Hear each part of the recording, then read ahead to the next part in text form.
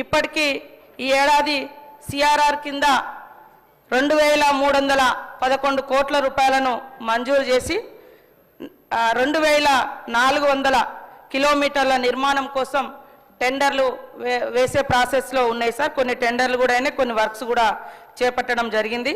రాబోయే రోజులలో ఇందాక మల్రెడ్డి రంగారెడ్డి గారు కానీ వంశీకృష్ణ గారు కానీ లేవనెత్తినటువంటి రోడ్లకు సంబంధించి ఖచ్చితంగా మరి 12,000 కోట్ల రూపాయలు ఖర్చు చేస్తాం. 11,000 కిలోమీటర్లను రోడ్ల నిర్మాణం చేస్తాం. అదేవిధంగా తొందరలోనే 1,200 కిలోమీటర్లకు సంబంధించినటువంటి కొత్త రోడ్లను కూడా చేయడానికి ప్రతిపాదనలు కూడా సిద్ధం చేసుకున్నాం సార్. ప్రతి గ్రామం నుంచి, గ్రామ పంచాయతీ నుంచి బీటీ రోడ్లు వేయడం కూడా జరుగుతుంది.